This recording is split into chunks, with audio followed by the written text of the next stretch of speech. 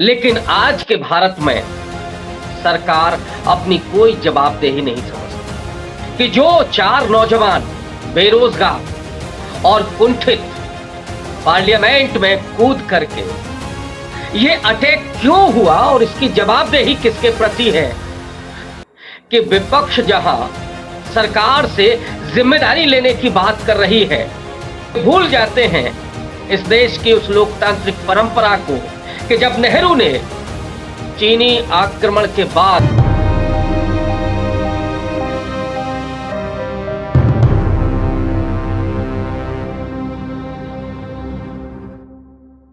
दोस्तों नमस्कार। देश नीति के इस विशेष कार्यक्रम अब होगा न्याय में मैं रविकांत आपका हार्दिक स्वागत करता हूं। लोकतंत्र में सरकार की जवाबदेही जनता के प्रति होती है, लेकिन आज के भारत में सरकार अपनी कोई जवाबदेही नहीं समझती, चाहे पार्लियामेंट में ही अटैक क्यों ना हो। मैं अटैक जैसे शब्द का इस्तेमाल इसलिए कर रहा हूं कि जो चार नौजवान बेरोजगार और कुंठित पार्लियामेंट में कूद करके जो जिस एलो पाउडर का इस्तेमाल करते हैं धुआं फैलाने के लिए, उनकी जगह पर कोई भी अटैक हो सकता था। यह अटैक क्यों हुआ और इसकी जवाबदेही किसके प्रति है, सरकार इस पर जवाब देगी या नहीं देगी, यह सवाल आज सबसे बुनियादी है।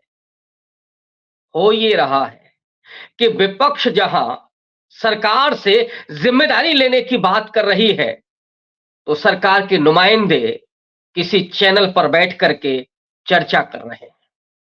उन्हें जरूरत नहीं है कि वो जब पार्लियामेंट चल रही है तो उस समय आकर के बयान दें।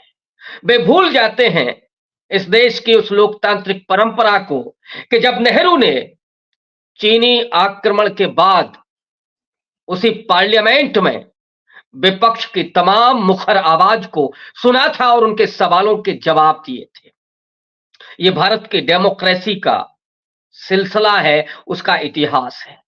लेकिन भारतीय जनता पार्टी की सरकार पिछले 10 साल से जो सत्ता में है, उसने कभी भी ऐसे मौके पर जवाब नहीं दिया। वो बच करके निकल जाना चाहती है, चाहे कोरोना जैसी आपदा रही हो या नोटबंदी जैसा तानाशाही फरमान, या फिर जीएसटी का इशू रहा हो, या फिर चीनी सैनिकों की घुसपैठ, किसानों का आंदोलन रहा हो, या सीए एनआरसी के खिलाफ आंदोलन, और वो एक और आंदोलन जो उन महिलाओं का था, उन खिलाड़ियों का था जो सत्ता पक्ष के ही एक सांसद पर यौन उत्पीड़न का आरोप लगा रही थी, लेकिन उस आंदोलन को खत्म कर दिया गया और उस सांसद को बचा लिया गया।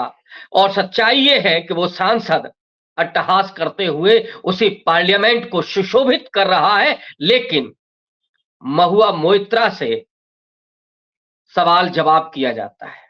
सवाल जवाब ही नहीं किया जाता है, ऐसे ऐसे सवाल किए जाते हैं जो उसकी निजी जिंदगी से जुड़े होते हैं। और उनका सो कॉल्ड अपराध कितना भर है कि उन्होंने प्रश्न बनाने के लिए सिर्फ पासवर्ड दिया था, लेकिन उसी पार्लियामेंट में जो लोग घुसे हैं उनके लिए पास का इंतजाम करने वाला प्रताप सिम्हा, वो तो भारतीय जनता पार्टी का सांसद है, लेकिन उसके खिलाफ न कोई जांच होगी, न कोई कमेटी नियुक्त होगी, और न ही उसकी कोई जिम्मेदारी तय होगी। सवाल यह है कि आखिर प्रताप सिम्हा क्यों उन दो नौजवानों को पास देता है जो पार्लियामेंट के भीतर कूद करके नारेबाजी करते हैं।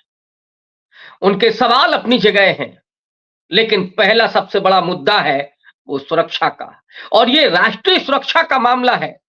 भारत की पार्लियामेंट से ज्यादा महत्वपूर्ण कौन सा स्थल हो सकता है। अगर इस देश की पार्लियामेंट भी सुरक्षित नहीं है तो फिर मोदी सरकार और उनके गृह मंत्री को भी रहने का कोई अधिकार नहीं है। क्या उन्हें अपने पद से इस्तीफा नहीं दे देना चाहिए? और ये पार्लियामेंट में घुसपैठ उसी दिन होती है जो संसद के हमले की बरसी थी। 13 दिसंबर 2001 को अटल बिहारी वाजपेयी की सरकार थी, जिसमें आतंकवादियों ने घुसपैठ नहीं हमला किया था और उस हमले में कई सैनिक सुरक्षाकर्मी शहीद हो गए थे, तब जाकर के उस पार्लियामेंट की अस्मिता को, उसकी पवित्रता को बचाया गया था। एक लम्हा यह भी था कि जिसने सुरक्षा पर सबसे बड़ा सवाल खड़ा किया, लेकिन मजाल की सरकार को कभी इसकी चिंता हो।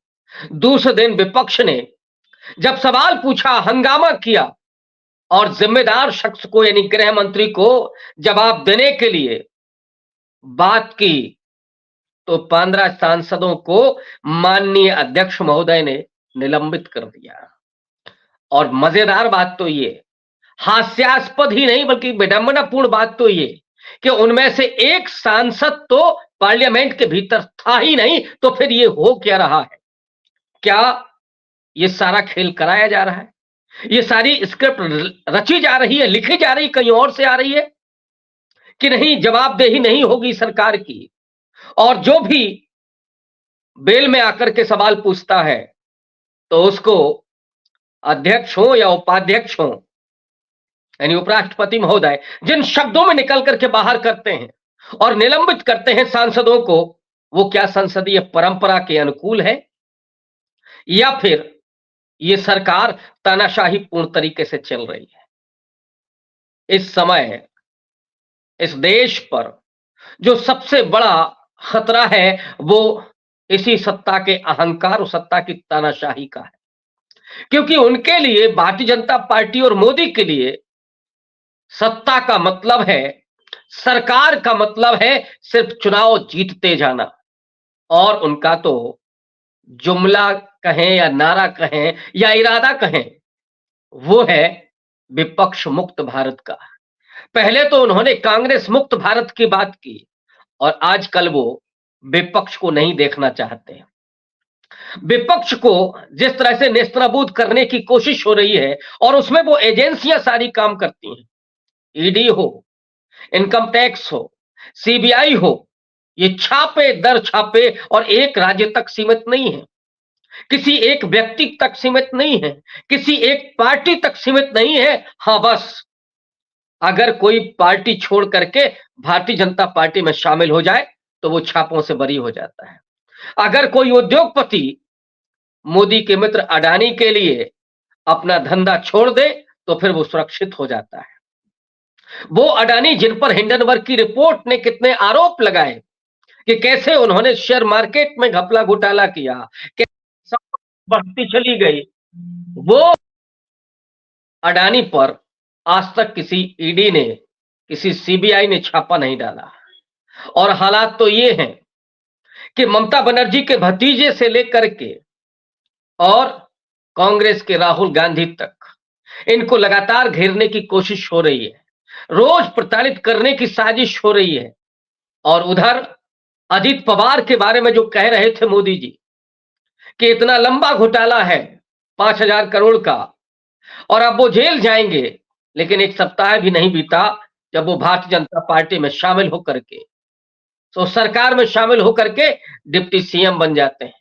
वैसे ही शिंदे जो आजकल महाराष्ट्र के मुख्यमंत्री हैं, वो तो सीधे पार्टी में चले जाते हैं, उसके साथ गठबंधन कर लेते हैं, शिवसेना को तोड़ देते हैं। तो पार्टी तोड़ करके सरकारें बनाना और उन भ्रष्टाचारियों के हाथ में सत्ता दे देना और उसके जरिए पूरा सत्ता संचालन करना, ये नरेंद्र मोदी की अपनी स्टाइल है, अपनी शैली है। लेकिन जनता से जुड़े हुए सवालों के जवाब नहीं देना, ये सिर्फ इस पार्लियामेंट की सुरक्षा का सवाल नहीं, सवाल तो उस पूरे देश का है, इस लोकतंत्र का है।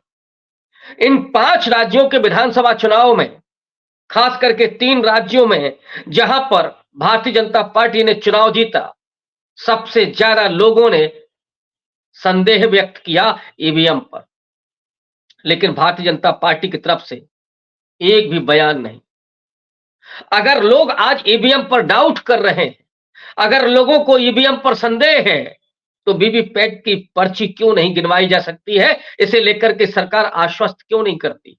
लेकिन नरेंद्र मोदी चुनाव जीतने के बाद जिस तरह से सेलिब्रेशन की मुद्रा में आते हैं और गोदी मीडिया के जरिए, वो मीडिया जो पूरे तरीके से ध्वस्त हो चुका है, वो मीडिया जो सरकार का पिछलग्गू बन गया है, जो केवल सरकार की तारीफ करता है और विपक्ष से सवाल पूछता है, वो गोदी मीडिया उस सरकार के साथ मिलकर के लोगों के सवालों को गायब कर रहा है।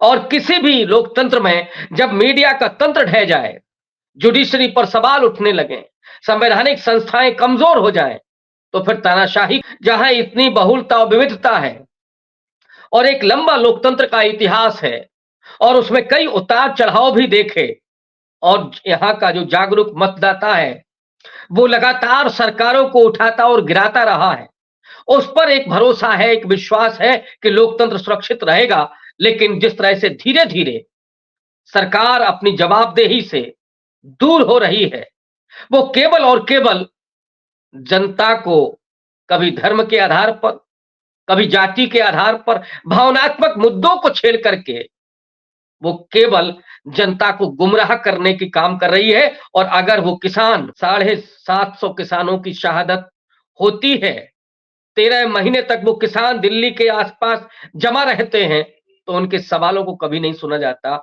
उनकी चिंताओं को कभी नहीं सरकार ध्यान देती। और उस समय भी नहीं जब गलवान वैली में चीनी सैनिकों ने भारतीय सैनिकों के साथ मुठभेड़ की और उसमें कई सैनिक हमारे शहीद हो गए, तब भी नरेंद्र मोदी खामोश बने रहे। कोरोना में लाखों लोग मर गए, लेकिन नरेंद्र मोदी ने कभी आकर के जवाब नहीं दिया। नोटबंदी की उस समय भी उन्होंने जो कहा था कि उनकी जवाबदेही होगी, लेकिन वो भी उन्होंने नहीं किया। तो जहां पर जनता को हाईजैक कर लिया गया हो, जहां पर जनता को लगातार गुमराह किया जा रहा हो, उसके रोजी रोटी के सवाल, रोजगार के सवाल, उसके महंगाई और भ्रष्टाचार के सवालों को गायब कर दिया जा रहा हो, नौजवानों को शिक्षा से महरूम करके उनके हाथ में नफरत का एजेंडा दिया जा रहा हो, उस देश में क्या तानाशाही को कोई रोक सकता है? और ये सरकार लगातार उसी मोड पर जा रही है कि वो सड़कों पर भी नहीं प्रदर्शन करने दे रही है और संसद में भी माननीय सांसदों का भी निलंबन किया जा रहा है। उस सड़कों पर चाहे वो किसान आए हों, चाहे वो सीए एनआरसी का मुस्लिम समाज आया हो, या दलितों के आंदोलन हुए हों, या फिर उसमें आदिवासी सड़क पर आया हो, मजदूर सड़क पर आए हों, वो खिलाड़ी सड़क पर आए हों, लेकिन सबको कलंकित करके, उनका दानवीकरण करके, कभी उनको अर्बन नक्सल कहा गया, कभी उनको कांग्रेसी कहा गया, या कभी उन्हें आंदोलन जीवी कह करके उन पर हमले किए गए। पुलिस ने उनको बर्बरता से मारा पीटा, जेलों में भेजा, लेकिन मजाल की सरकार ने कभी उनके सवालों को जवाब दिया हो या उनके सवालों को एड्रेस किया हो। ये सरकार पूरे तानाशाही पूर्ण तरीके से काम कर रही है। और लोकतंत्र का मतलब सिर्फ चुनाव होना नहीं है, लोकतंत्र का मतलब है सरकार की जवाबदेही और वह एक मजबूत विपक्ष की जिम्मेदारी। अगर विपक्ष अपना निर्वहन कर रहा है तो उसके निलंबन के मायने क्या है? क्या सरकार इन सवालों से डरती है? क्या सरकार इस लोकतंत्र को हाईजैक करना चाहती है? ये सवाल भी आज पूछे जा रहे हैं, लेकिन उनके जवाब नहीं मिल रहे हैं। इसका मतलब है कि ये सरकार ज्यादा तानाशाहीपूर्ण रवैया अपना रही है, लेकिन क्या लोग खामोशी से इसको देखते रहेंगे? आने वाले वक्त में क्या लोग इस तानाशाही सरकार को उखाड़ नहीं फेंकेंगे? ये सवाल भी उतने ही जिंदा है और आने वाले वक्त में इसकी परीक्षा होगी। बहुत धन्यवाद। देखते रहिए देश नीति। शुक्रिया।